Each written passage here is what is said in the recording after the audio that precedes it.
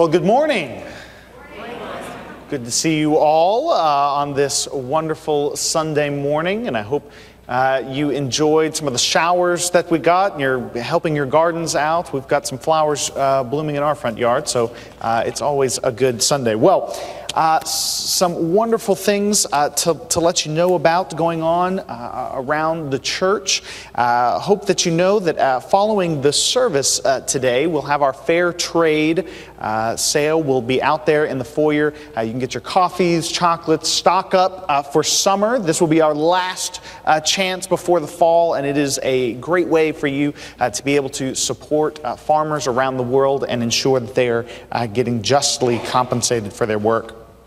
And then the second thing we've got going on, for those of you who are parents who have been waiting for us to announce the dates of Vacation Bible School. That time is now. Here it is. Trumpets sound. You can look in your section for opportunities for discipleship. August 10th through 14th, we'll be having VBS, and so we hope that you'll join us. And if you'd like to volunteer, we would love to have you as well. And you can contact Pastor Jenny for all that information. Well, it is a great day of worship, and always know that we are excited that you're here. And if you are visiting with us this morning, we are especially glad that you're with us. A couple things to let you know about. You'll find on the pew back in front of you 2 brightly colored sheets of paper. The first are these yellow visitor information cards. If you'd like to tell us a little bit about yourself and let us know that you were here today, we would invite you to fill this card out, and you can put it in the offering plate when it comes by a little bit later on in the service. And then the second are these blue prayer request cards. Whether you are visiting with us or you're a member of the church, if you have a prayer request on your life and you'd like some ministers to gather with you and pray with you and for you on that, we would love to gather each Monday afternoon to do so. So you can fill out these blue cards. We also take praise reports. So if there's something you're celebrating, we'd love to join you in celebration and thanksgiving as well. The psalmist writes that this is the day that the Lord has made. I will rejoice and be glad in it. So let us continue now in a spirit of praise.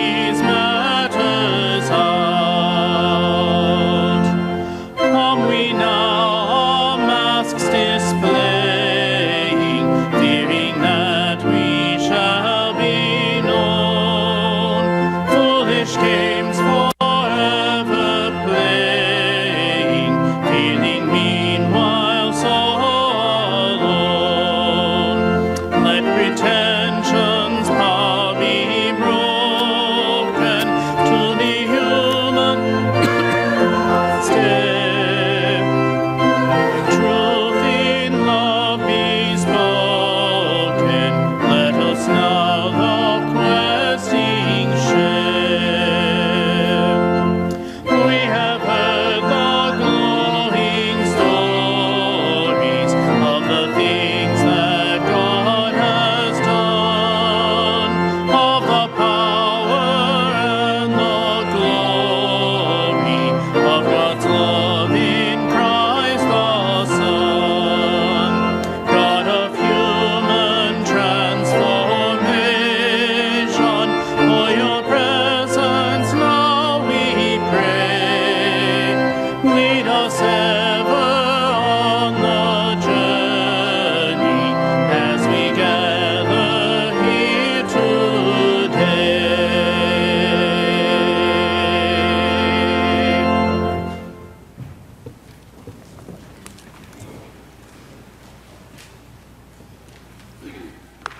pray together.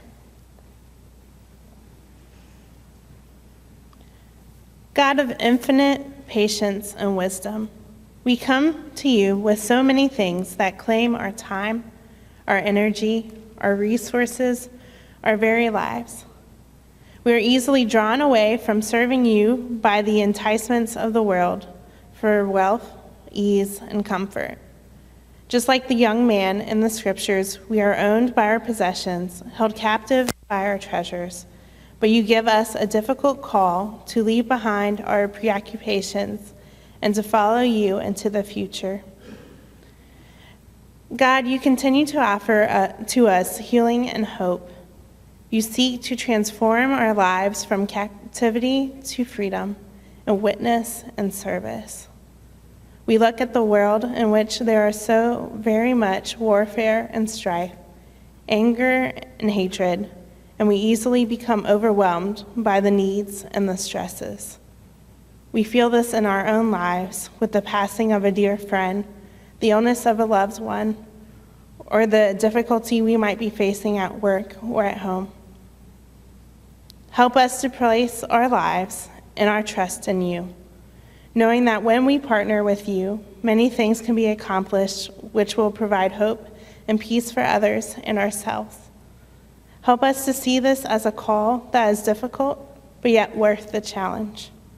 Give us courage and strength to truly be your disciples.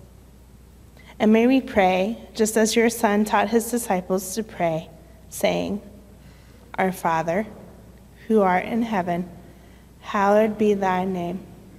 Thy kingdom come, thy will be done, on earth as is in heaven. Give us this day our daily bread, and forgive us our trespasses, as we forgive those who trespass against us. And lead us not into temptation, but deliver us from evil. For thine is the kingdom, and the power, and the glory forever. Amen.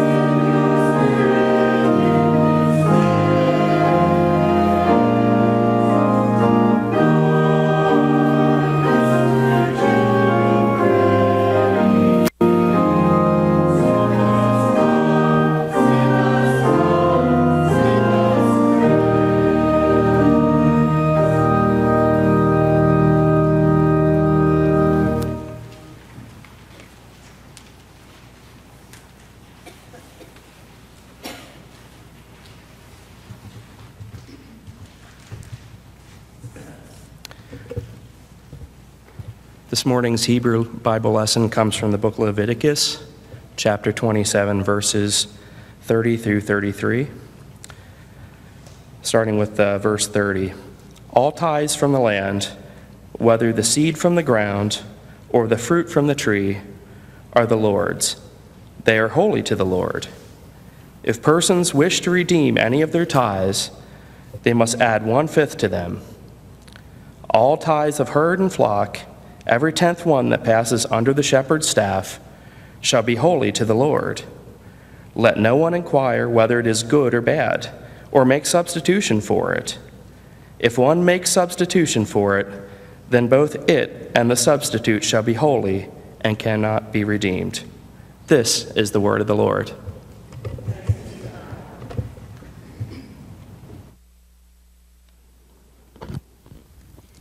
At this time, the children are invited to come forward for children's time. We ask that while they do that, you look to one of the ends of your pews and you will find our friendship register. Fill it out, pass it down, just so we know who is worshiping with us this morning. Thank you.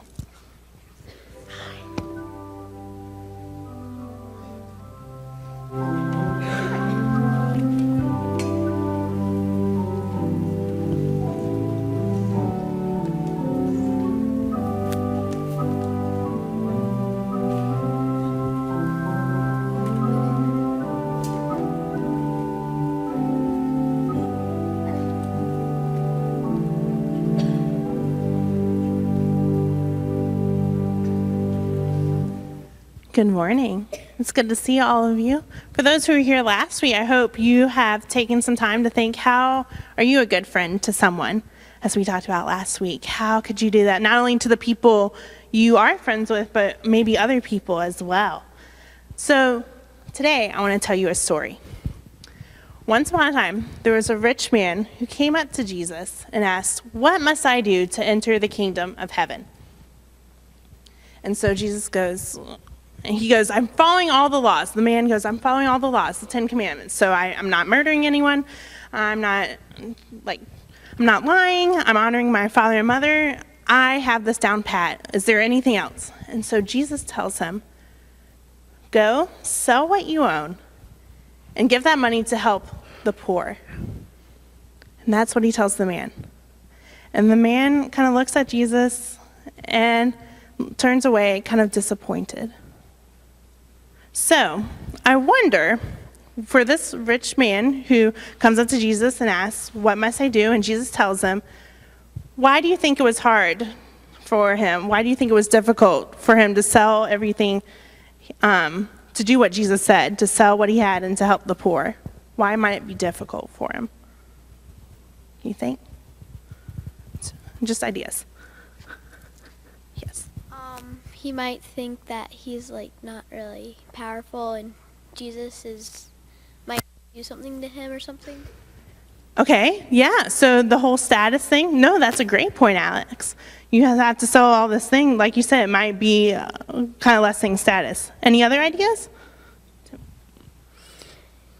He might be like disappointed that he's like giving away all his stuff. Right. So you have disappointment, you have this losing of power or status. Any other ideas? Those are both really great. Lori? Maybe he doesn't want to be, he doesn't want to be poor. Right. Right. Jesus is saying, you have to change everything you're doing. And it's a difficult call for him. So how might selling everything help the man follow Jesus? Why do you think Jesus was asking him to do that? So the poor people could have homes. Right. So you have this focus. Remember, we also read in the scriptures where Jesus says, the 2 important things I want you to remember is to love your God and to love others. And so you have this call to love others by helping them out. And it's a difficult call, like we see with the man. He turns away. And so I wonder this week, what might we be willing to help to give to other people? Jesus says this is something that we're called to do as followers of Jesus. How might we follow Jesus by helping other people? Maybe it's not always stuff, but maybe it's time or friendship, like we talked about last week. But how can we share what we have with other people and be disciples of Jesus this week? Think about that. Let's pray. God, we thank you for this day. We thank you just for this time to learn more about you and what you have for us in Scripture, as well as learn from others. Help us to hear your words, to love God and to love other people.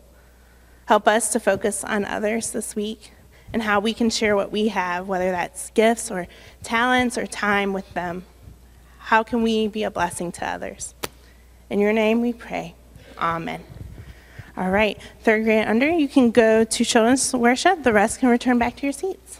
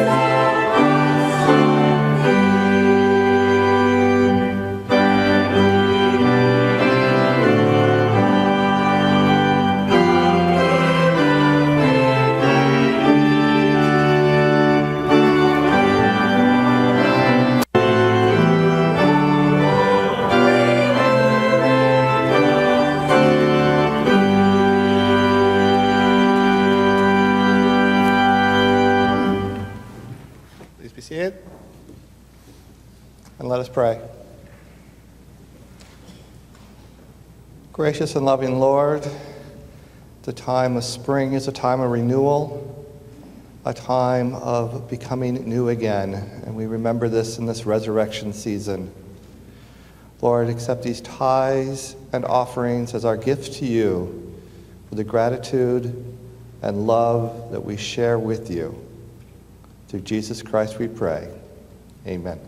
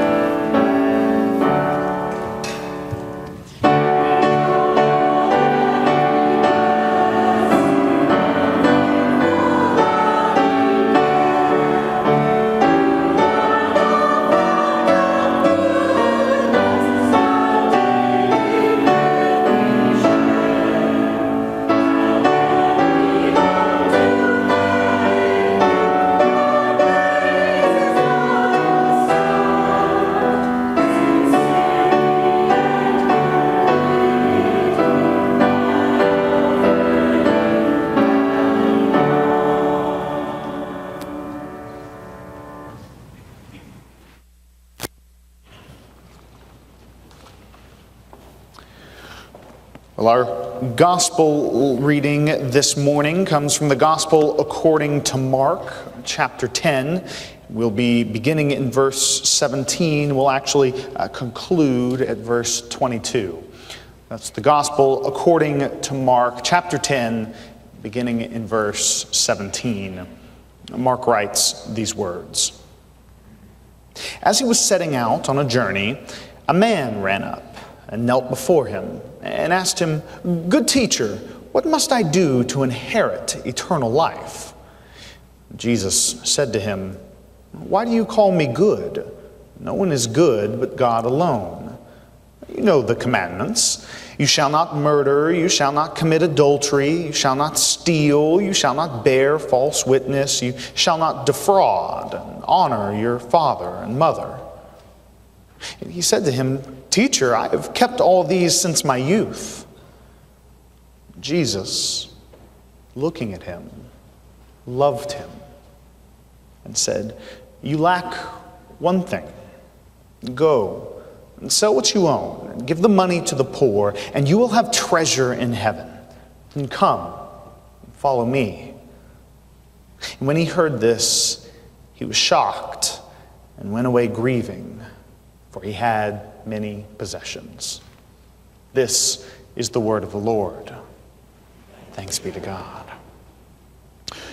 Well, this morning we are beginning a 3-week sermon series on generosity and generous living. And I recognize that this is not our most favorite topic in the church, and many of you might actually be upset this morning that there was not a giant sign out in the foyer that said, "Warning, preacher will talk about money today." Like that way you could have stayed for the opening hymns, left just before the sermon, and beat the Presbyterians to lunch. And I apologize for that. Now, maybe your reaction isn't as strong, but it is our aversion and dislike of talking about giving in the church that makes this series so important. And so over the next few weeks, we're going to talk about how we can free our concept of generosity from the language of guilt and obligation. How generous living can be life-giving and meaningful. How this can be a practice that is joyful and deeply spiritual. And so to begin this journey, we have to first address popular misconceptions about Christian giving. I read the story that came out a couple of years ago of a pastor who went to lunch after church with a large group of people.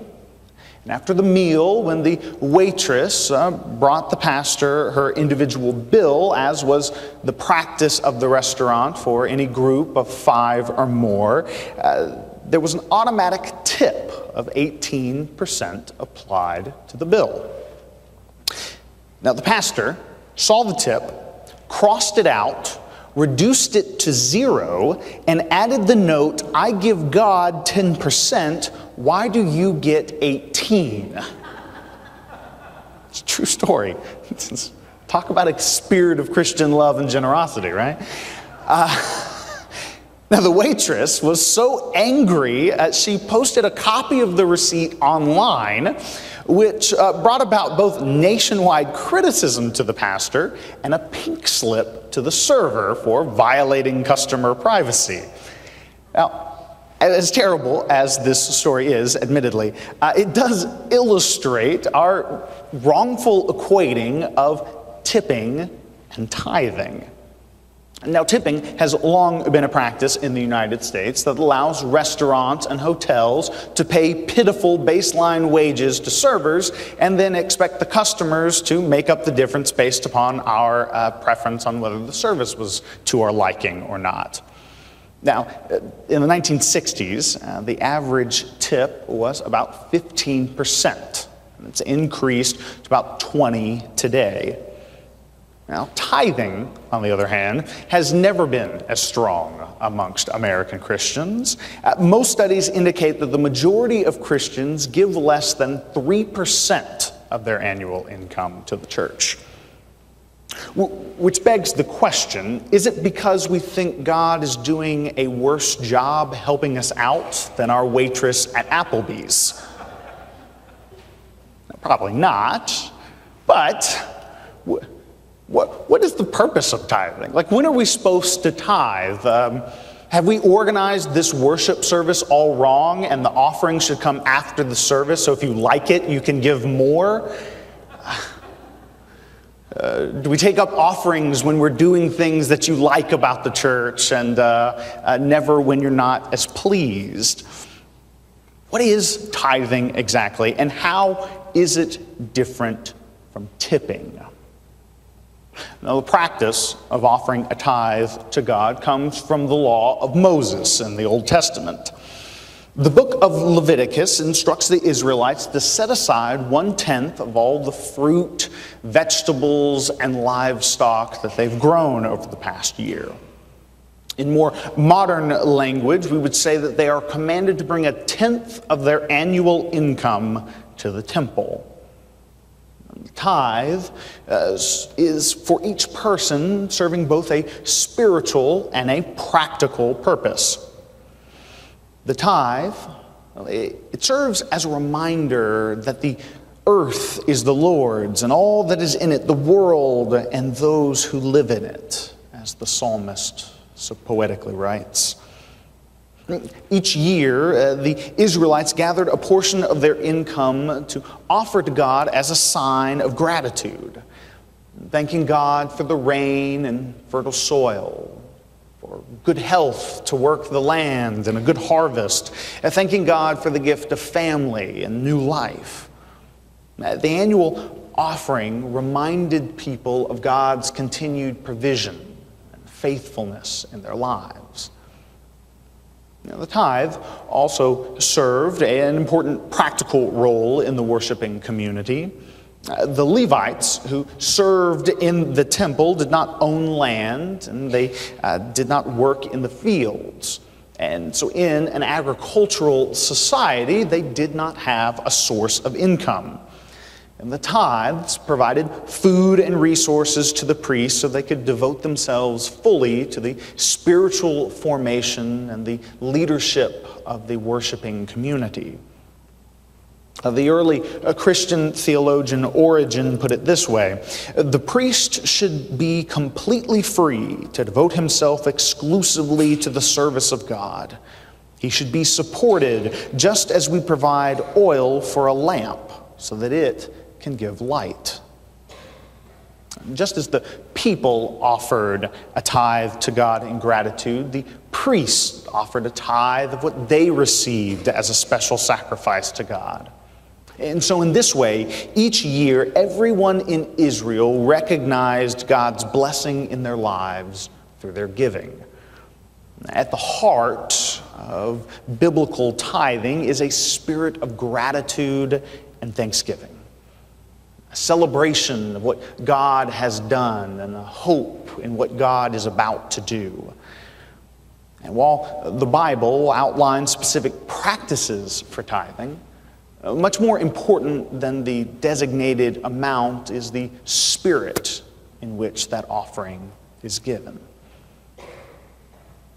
The last Sunday in April was business as usual at First United Methodist Church in Charlotte, North Carolina. There was a Sunday school in the morning, and it was followed by an hour of worship and then a fellowship time in the church's foyer. During that time, the church tellers, who were the ones with the responsibility to count the offering and put it in the safe, well, they noticed that they had received a peculiar offering envelope. The secretary called me over, and in the envelope was a dime, a nickel, and 3 cents. That was an 18-cent offering, Pastor Patrick Hamrick told ABC News. But when they flipped the envelope over, there was a note by an anonymous donor that read, "Please don't be mad. I don't have much. I'm homeless. God bless." The touching note, it warmed the heart of the pastor and also of the volunteers. And although they're keeping the man's identity anonymous, the church did share how he came to worship that day. You see, the church begins its morning activities by serving breakfast to its homeless neighbors through what they affectionately call the muffin ministry. And as was his practice, the man came for a time of food, fellowship, and worship. And his offering was a sign of thanksgiving for the ministry of the church and for the food that he saw provided by God.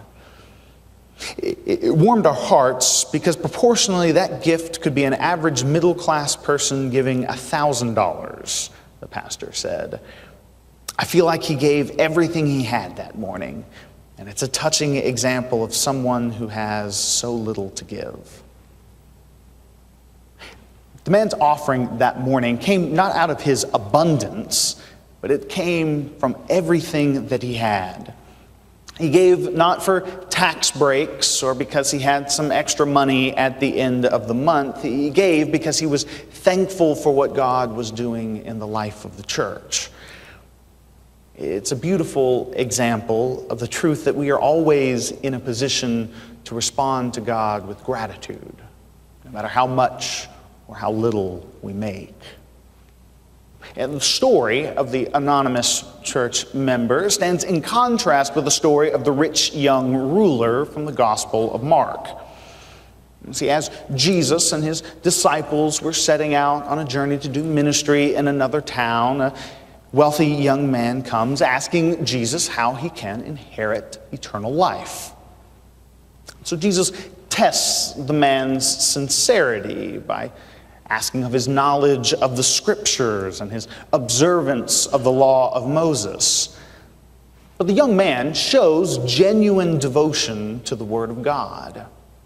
And so Mark tells us that Jesus, looking at him, loved him, and then said, "You lack one thing. Go, sell what you own, give the money to the poor, and you will have treasure in heaven. Then come and follow me."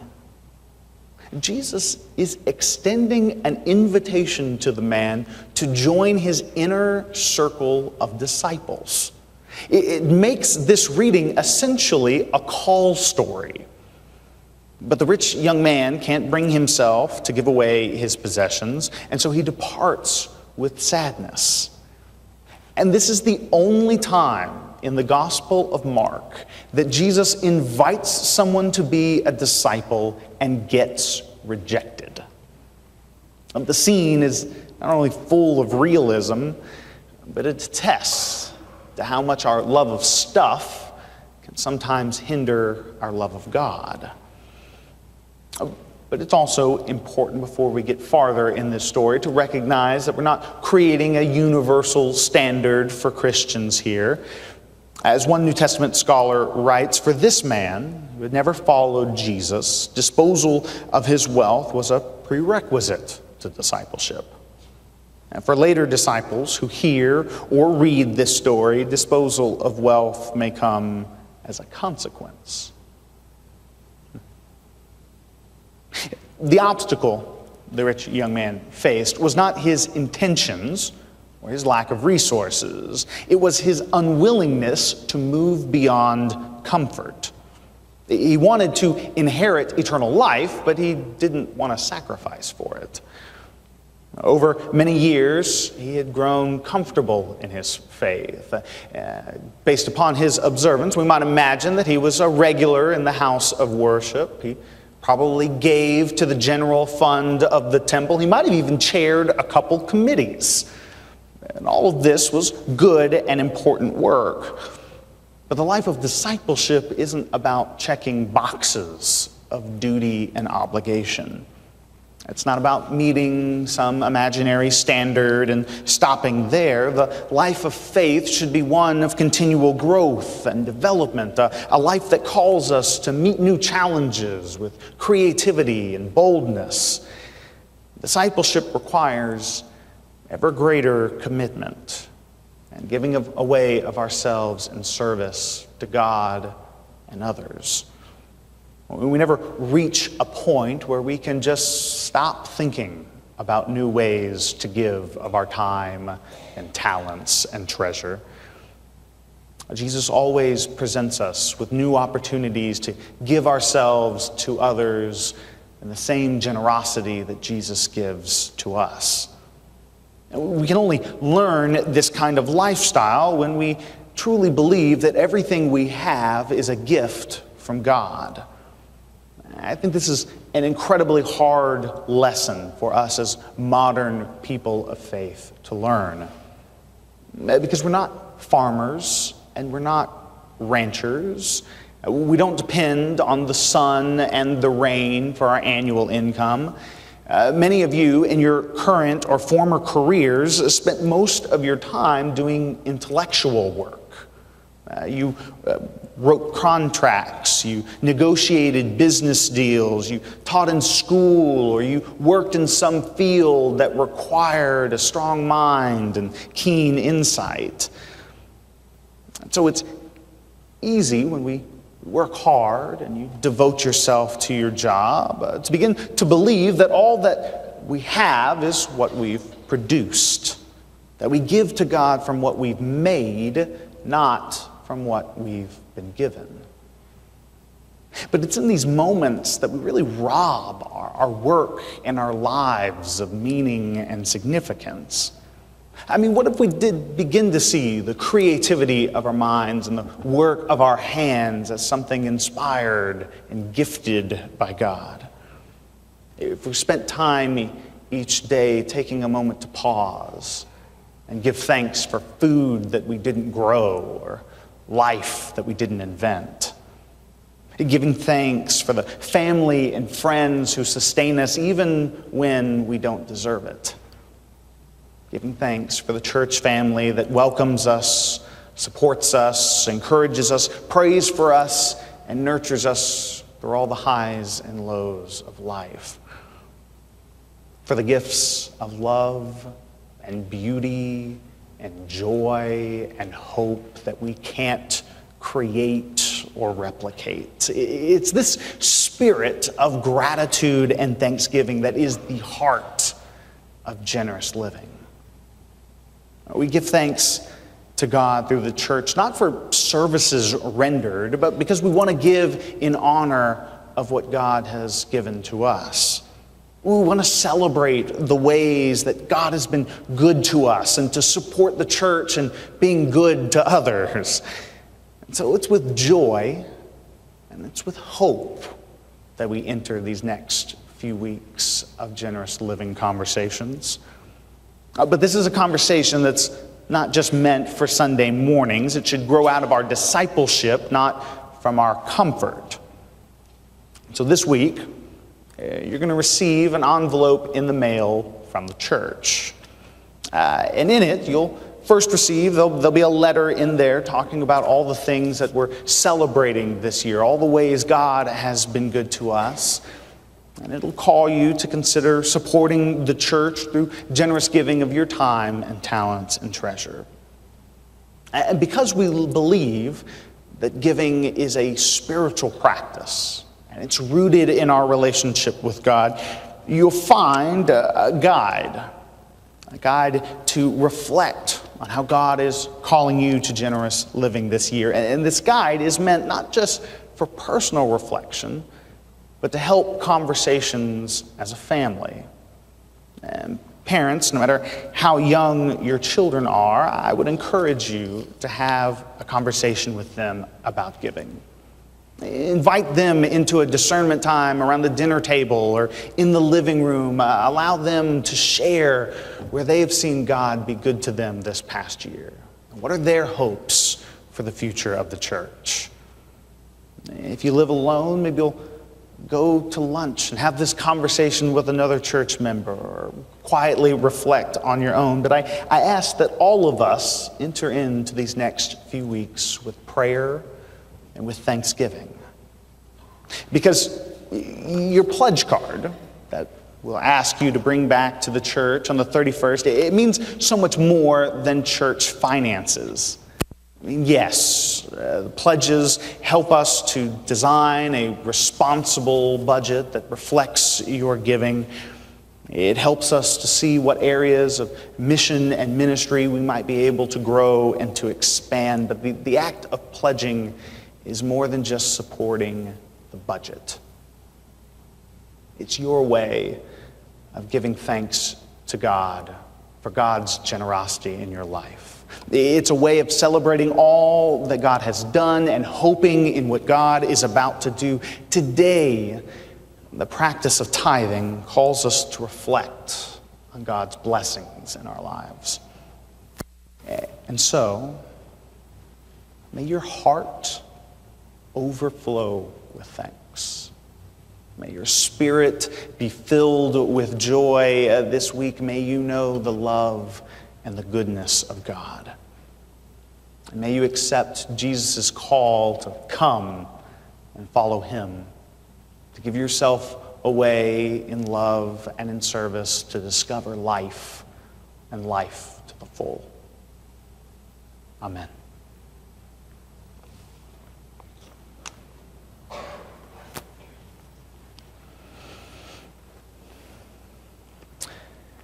The call to discipleship is extended to all of us. To some of us, you may be here hearing that call to discipleship for the first time. And for others of you, this is a call that you are hearing, and I hope that this morning you hear it as if the first time. Where is a new area of growth, of service, of challenge, of opportunity that Christ is calling you today? And so as we stand here in just a moment to sing our final hymn, I hope that we will reflect on the ways that God calls us together anew, that we would reach out with creativity and boldness to pursue the adventurous life of discipleship, that we would give together in a spirit of thanksgiving. You stand with me now as we sing this, our final hymn.